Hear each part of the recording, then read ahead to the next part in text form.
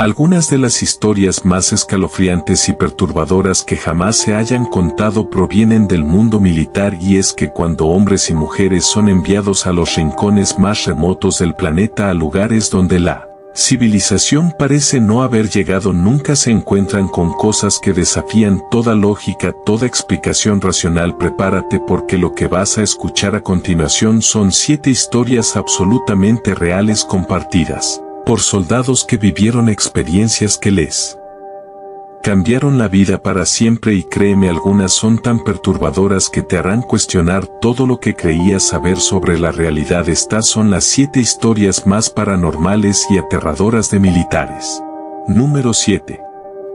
Esta historia nos llega desde las montañas de Afganistán. En el año 2011, un pelotón de marines estadounidenses había sido desplegado en una región montañosa cerca de la frontera con Pakistán. La zona era conocida por su actividad talibán, pero también por algo más, algo de lo que los lugareños no querían hablar.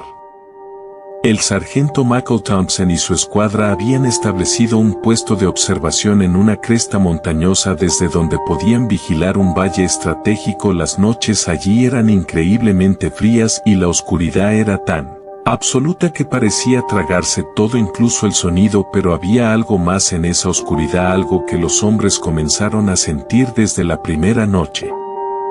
Thompson cuenta que alrededor de las 2 de la madrugada, durante su turno de guardia, comenzó a escuchar algo que no tenía sentido. Eran voces que hablaban en un idioma que no era pastún ni darí ni árabe, era algo completamente diferente, algo antiguo que hacía que se le erizara la piel solo de escucharlo. Las voces parecían venir de todas partes del Valle de las Rocas, incluso del aire mismo.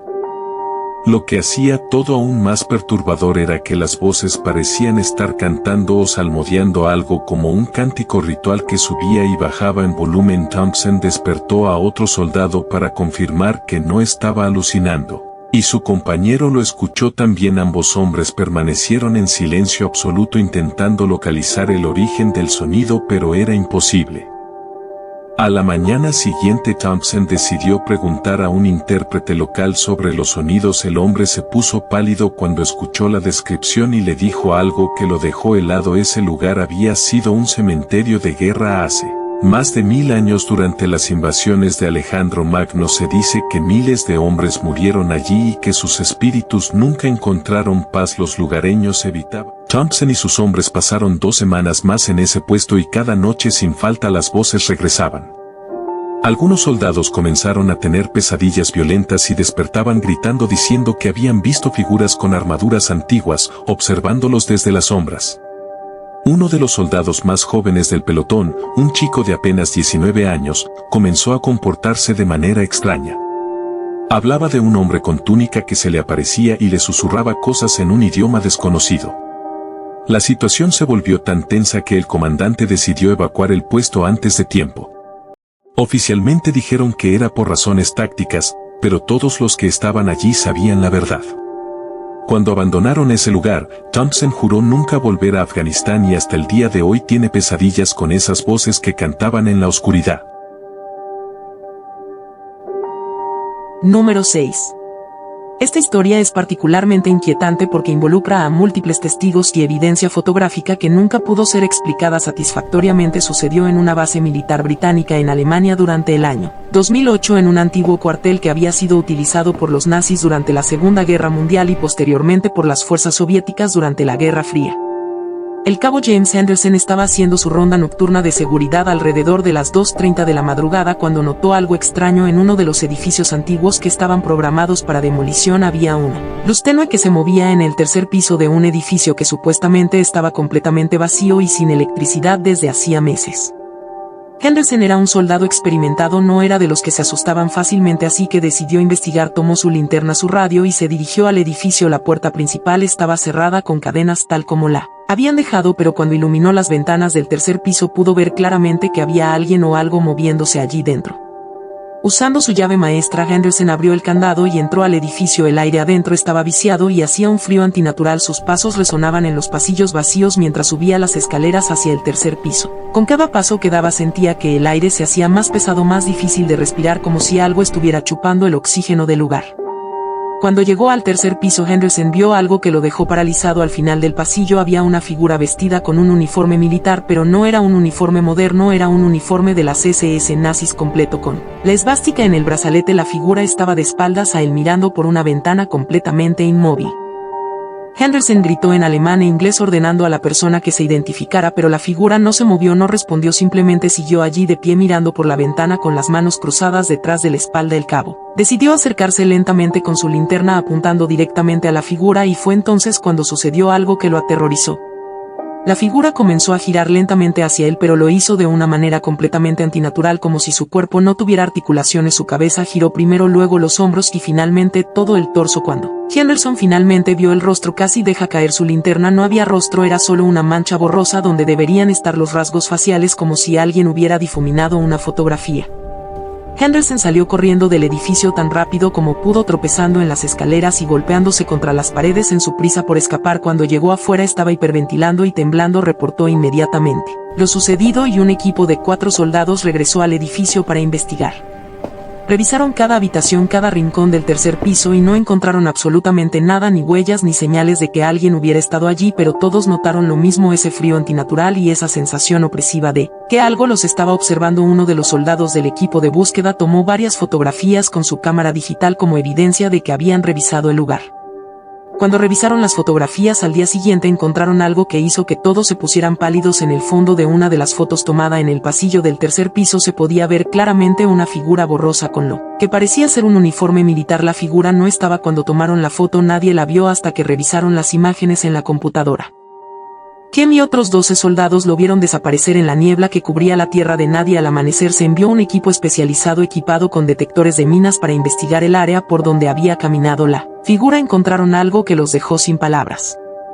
En el terreno donde había caminado la figura no había huellas, el suelo estaba completamente intacto, ni una sola mina había sido activada. Era físicamente imposible que alguien hubiera cruzado esa zona, pero más de una docena de testigos lo habían visto. Las cámaras de seguridad lo habían grabado, aunque las grabaciones mostraban solo una figura borrosa que aparecía y desaparecía del cuadro de manera imposible. Entonces encontraron algo más en el centro exacto del área donde la figura había estado visible. Encontraron una placa de identificación militar vieja, oxidada, casi ilegible, pero pudieron leer suficiente para identificarla. Pertenecía a un soldado coreano que había muerto en 1951 durante uno de los combates más sangrientos de la guerra de Corea. Según los registros, ese soldado había muerto exactamente en ese lugar cuando pisó una mina durante una misión de reconocimiento nocturna. Kim dice que desde esa noche ha visto la figura 3 veces más, siempre a la misma hora, siempre haciendo la misma ruta, siempre deteniéndose para saludar antes de continuar hacia el norte. Otros soldados también lo han visto. Se ha convertido en algo de lo que no se habla oficialmente, pero que todos los que sirven en esa área de la DMZ conocen. Hay quienes dicen que el soldado muerto todavía está cumpliendo con su misión, todavía está patrullando esa frontera 70 años después de su muerte, sin saber o sin aceptar que la guerra terminó, que su deber ha concluido. Hay quienes dicen que seguirá caminando esa tierra de nadie hasta que las 2 Coreas finalmente se reunifiquen, hasta que ya no haya frontera que patrullar. Kim dejó el servicio militar hace 2 años. El soldado Kim, un nombre falso por razones obvias, era parte de una unidad de élite encargada de patrullar la zona más peligrosa de la DMZ. Su turno de guardia era de medianoche a 4 de la mañana, 4 horas en las que tenía que estar en máxima alerta porque cualquier movimiento, cualquier sonido podría significar una incursión de Corea del Norte. La noche del incidente, Kim estaba en su puesto de observación, una pequeña estructura fortificada con vista a la tierra de nadie, cuando vio algo moviéndose en esa franja de terreno minado que ningún ser humano podía cruzar sin volar en pedazos. Usó sus binoculares de visión nocturna para ver mejor y lo que vio lo dejó helado. Música. Había una figura humana caminando por la tierra de nadie, una figura que vestía lo que parecía ser un viejo uniforme militar coreano, pero de un estilo que no se había usado desde la guerra de Corea en los años 50. La figura caminaba lentamente con un rifle al hombro directamente a través del campo minado sin activar ninguna mina. Kim reportó inmediatamente por radio la situación. Toda la base se puso en alerta máxima, los reflectores se encendieron iluminando la tierra de nadie y fue entonces cuando todos pudieron verlo con claridad absoluta. Era un soldado vestido con un uniforme de la guerra de Corea caminando como si estuviera en un desfile militar, completamente ajeno a las luces, a los gritos de alto, a todo. Entonces el soldado simplemente se detuvo, giró para mirar directamente hacia el puesto de Kim y levantó su mano en un saludo militar formal. Durante unos segundos que parecieron horas, el soldado fantasma y los vivos se miraron a través de la tierra de nadie. Entonces el soldado bajó su mano, dio media vuelta y continuó caminando hacia el norte, hacia Corea del Norte. Las siguientes 5 horas fueron las más largas de sus vidas. Las figuras nunca se acercaron más, pero tampoco se fueron, simplemente permanecieron allí en el límite de la luz moviéndose ocasionalmente. Las voces continuaron. Toda la noche súplicas, gritos, promesas, amenazas cambiando constantemente. Cuando finalmente amaneció, las figuras simplemente se desvanecieron con la primera luz del sol como si nunca hubieran estado allí. El equipo empacó rápidamente y comenzó el descenso con los cuerpos. Nadie habló durante todo el camino de regreso. Todos estaban en estado de shock procesando lo que habían experimentado. La investigación oficial determinó que el avión había sufrido un fallo mecánico y se había estrellado, matando instantáneamente a todos los ocupantes. En cuanto a los cuerpos encontrados en círculo, la explicación oficial fue que la fuerza del impacto los había lanzado en esa dirección, una explicación que nadie que vio la escena creyó. Ramírez y su equipo fueron evaluados psicológicamente y se determinó que habían sufrido una alucinación colectiva causada por la altitud, la falta de oxígeno y el estrés de encontrar los cuerpos. Pero los 8 hombres mantienen su historia hasta el día de hoy. Todos cuentan exactamente lo mismo sin contradicciones. Ramírez se retiró del ejército 2 años después. Dice que ya no puede estar en las montañas, que cada vez que mira hacia los Andes, especialmente de noche, ve esas figuras oscuras moviéndose entre las rocas y escucha esas voces llamándolo, pidiéndole que regrese. Número 1. Y finalmente llegamos a la historia más perturbadora y documentada de todas. Esta ocurrió en Corea del Sur en 2019, en la zona desmilitarizada que separa a Corea del Sur de Corea del Norte, una de las fronteras más vigiladas y tensas del mundo. Mientras el equipo preparaba los cuerpos para el transporte, comenzó a oscurecer. Ramírez decidió que acamparían allí esa noche y bajarían al amanecer con los cuerpos y los restos del avión. Montaron las tiendas, establecieron guardias y se prepararon para una noche fría en la montaña. Alrededor de la medianoche, el soldado haciendo guardia despertó a Ramírez en pánico. Había algo allá afuera, algo que se movía entre las rocas. Ramírez salió de su tienda y lo vio también, figuras oscuras, al menos una docena, moviéndose de manera coordinada alrededor de su campamento, figuras que parecían humanas pero que se movían de una forma completamente antinatural, como si flotaran sobre el terreno irregular. Ramírez despertó a todo el equipo y adoptaron una formación defensiva, pero las figuras no atacaban, simplemente continuaban moviéndose en círculo alrededor del campamento, acercándose lentamente. Uno de los soldados, un chico religioso, comenzó a rezar en voz alta y fue entonces cuando las figuras se detuvieron. Todas al mismo tiempo las figuras se giraron para mirar directamente al campamento y Ramírez pudo ver en la luz de las linternas y la luna que estas figuras no tenían rostros. Donde debería haber caras, solo había sombra, oscuridad que parecía absorber la luz. Entonces comenzaron a escuchar las voces. Eran las voces de los muertos del avión, reconocibles por sus familiares. Más tarde, cuando escucharon las grabaciones, las voces los llamaban por sus nombres, les pedían ayuda, les rogaban que no los dejaran allí. Uno de los soldados reconoció la voz de su hermano que había muerto en un accidente de auto 3 años antes. Otro escuchó a su madre fallecida. El pánico se apoderó del grupo. Algunos soldados querían huir corriendo montaña abajo, otros estaban paralizados por el miedo. Ramírez tuvo que usar toda su autoridad para mantener al grupo junto. Era demasiado peligroso intentar descender de noche, podrían caer y morir en la oscuridad. Tenían que esperar hasta el amanecer. Petersen mismo admite que todavía tiene las pesadillas 2 décadas después. Todavía ve esos rostros, esos niños atrapados en ese infierno subterráneo. Dice que a veces cuando está solo en casa escucha susurros en árabe, palabras que no entiende pero que sabe que son súplicas de ayuda, súplicas que llegaron demasiado tarde. Número 2. Esta historia es quizás la más escalofriante de todas porque involucra no solo a testigos militares sino también evidencia física que nunca pudo ser explicada. Sucedió en las montañas de los Andes en Chile en 2015, durante una operación de búsqueda y rescate. Un avión pequeño había desaparecido del radar en una zona montañosa remota y el ejército chileno desplegó equipos de búsqueda para localizar los restos y sobrevivientes. El sargento Ramírez lideraba uno de estos equipos, un grupo de 8 soldados experimentados en montañismo y rescate. Después de 3 días de búsqueda encontraron los restos del avión en una ladera inaccesible a más de 4.000 metros de altura. El avión se había estrellado contra la montaña y había evidencia de fuego. Los 4 ocupantes habían muerto en el impacto, lo cual era lo esperado dada la violencia del choque. Pero había algo extraño en la escena que Ramírez notó inmediatamente. Los cuerpos no estaban en el avión, estaban dispuestos en círculo a unos 50 metros del lugar del impacto, colocados con cuidado con las cabezas apuntando hacia el centro del círculo, como si alguien los hubiera movido después del choque y los hubiera posicionado deliberadamente.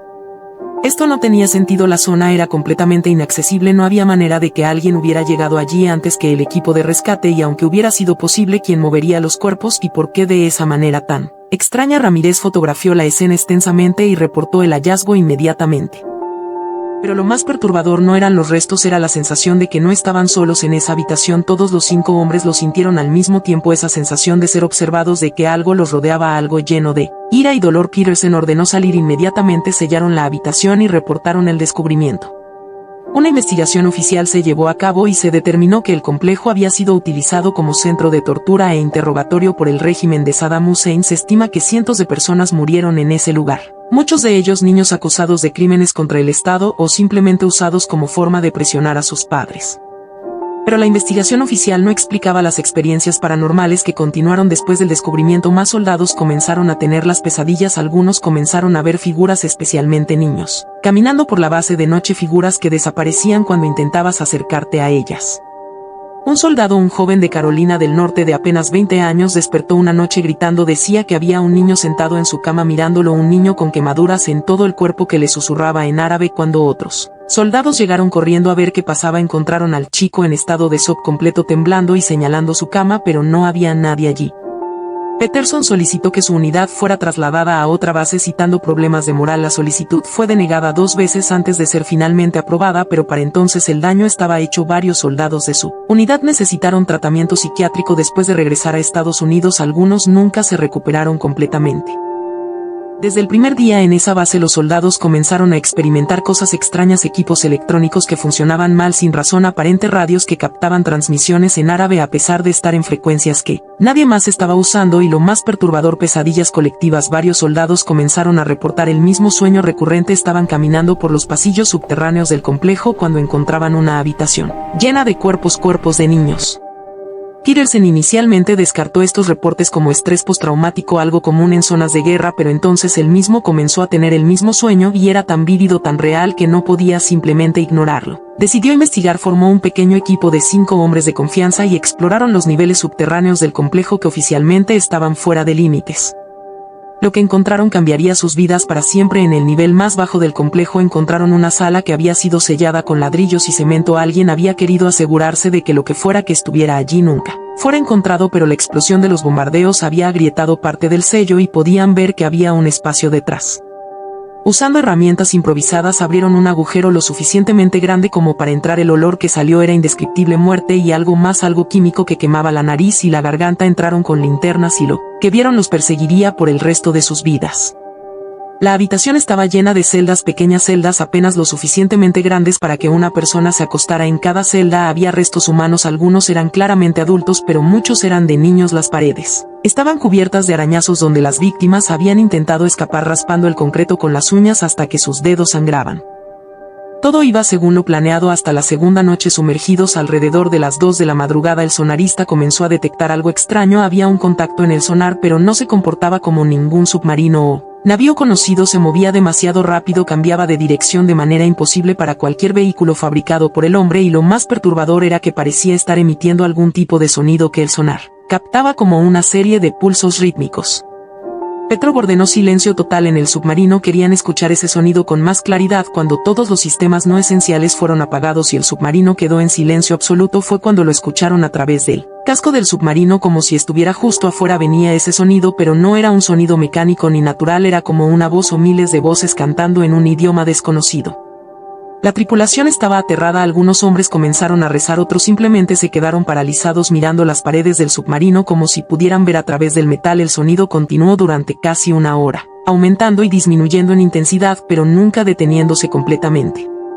Entonces sucedió algo aún más inexplicable: todas las luces del submarino se apagaron simultáneamente, los sistemas de respaldo también fallaron y el submarino quedó sumergido en oscuridad total a 200 metros de profundidad en las aguas heladas del Ártico, sin energía, sin comunicaciones, completamente ciegos. Petrov intentó mantener la calma, pero podía escuchar el pánico creciendo entre su tripulación. Algunos hombres gritaban, otros lloraban. El sonido afuera del submarino se había vuelto ensordecedor, como si millones de voces estuvieran presionando contra el casco tratando de entrar. Después de lo que pareció una eternidad, pero que en realidad fueron solo 15 minutos, las luces volvieron, los sistemas se reiniciaron solos sin ninguna intervención de la tripulación. El contacto en el sonar había desaparecido completamente, como si nunca hubiera estado allí. Petrov ordenó emerger inmediatamente violando el protocolo del ejercicio cuando el submarino salió a la superficie y abrieron la escotilla esperando encontrar alguna explicación lógica como una tormenta o algún fenómeno natural, pero el mar estaba en calma, perfectamente tranquilo, no había absolutamente nada que pudiera explicar lo que habían experimentado. La tripulación fue evaluada psicológicamente cuando regresaron a la base. Los 52 hombres contaron la misma historia con detalles consistentes. Los registros del sonar mostraban el contacto inexplicable y los registros de los sistemas mostraban el apagón inexplicable de 15 minutos, pero oficialmente la Marina rusa archivó el caso como un mal funcionamiento técnico combinado con estrés colectivo de la tripulación. Petrov se retiró poco después, nunca más quiso comandar un submarino y raramente habla de lo que sucedió aquella noche, pero cuando lo hace siempre dice lo mismo: allá afuera en las profundidades hay cosas que no debemos encontrar, cosas que han estado ahí desde antes que nosotros y que estarán ahí mucho después de que nos hayamos ido. Número 3. La historia número 3 nos lleva a una base militar estadounidense en Irak. Durante el punto álgido de la guerra en 2007, el cabo Peterson y su unidad estaban estacionados en una base temporal establecida en lo que había sido un complejo gubernamental iraquí. Antes de la invasión, el lugar había sido bombardeado parcialmente, pero varias estructuras seguían en pie. Número 5. Lo que vas a escuchar ahora es quizás una de las historias más documentadas y perturbadoras que han salido del ejército mexicano. Sucedió en el año 2016 en la Sierra de Guerrero, una región conocida por su belleza natural, pero también por ser territorio de operaciones del crimen organizado. El teniente García, nombre cambiado por razones de seguridad, comandaba un pelotón de 30 hombres que había sido desplegado para una operación de erradicación de cultivos ilícitos. La misión debía durar una semana y los llevaría a algunas de las zonas más remotas e inaccesibles de la sierra, donde algunos pueblos no veían presencia del gobierno federal desde hacía décadas. El tercer día de la operación, el pelotón llegó a un pequeño pueblo abandonado, o al menos eso parecía. Las casas estaban en ruinas, había vegetación creciendo por todas partes y no había señales de vida humana reciente. Sin embargo, algo en ese lugar no se sentía bien. Los perros que acompañaban al pelotón se negaron a entrar al pueblo, ladraban y gemían, pero no querían dar un paso más allá del perímetro del asentamiento. García decidió establecer campamento en las afueras del pueblo, pero envió un equipo de reconocimiento para revisar las estructuras y asegurarse de que no hubiera presencia de grupos armados. El equipo regresó 2 horas después con rostros pálidos y sin querer dar muchos detalles. Simplemente reportaron que el pueblo estaba vacío, pero que deberían irse de allí lo antes posible. En diferentes estados de descomposición, algunas tan viejas que apenas se mantenían unidas, otras más recientes. Una de ellas tenía escrito en el pecho con lo que parecía ser pintura roja: salgan de aquí. García no esperó más órdenes, ordenó la evacuación inmediata y el pelotón abandonó la zona ese mismo día. En su reporte oficial mencionó que la zona no era segura para operaciones militares debido a presencia de grupos armados, pero en su reporte confidencial, al que pocos tienen acceso, describió todo lo que realmente sucedió. Meses después, García investigó la historia de ese pueblo y descubrió algo aterrador. En 1997, un grupo paramilitar había masacrado a todos los habitantes del pueblo: hombres, mujeres, niños, ancianos. Nadie sobrevivió. Los cuerpos fueron encontrados semanas después y el caso nunca fue resuelto. Nadie fue llevado ante la justicia y el pueblo quedó abandonado para siempre. García dice que hasta el día de hoy tiene pesadillas con ese lugar, con los gritos que escuchó esa noche y con las muñecas colgando en el campanario mirándolo con sus ojos de vidrio vacíos. Varios de los soldados que estuvieron con él en esa misión han reportado experiencias similares: pesadillas, visiones de figuras con vestidos blancos que los observan desde las sombras. Número 4. Estas 7 historias son solo una pequeña muestra de los miles de experiencias paranormales que militares de todo el mundo han reportado a lo largo de los años. Son hombres y mujeres entrenados para ser observadores objetivos, para mantener la calma bajo presión, para distinguir entre realidad y fantasía, y sin embargo todos ellos experimentaron cosas que no pueden explicar, cosas que desafían toda lógica. La próxima vez que veas a un soldado, recuerda que algunos de ellos han visto más que solo guerra, han visto cosas que existen más allá de nuestra comprensión, cosas que nos recuerdan que el mundo es mucho más misterioso y aterrador de lo que queremos admitir.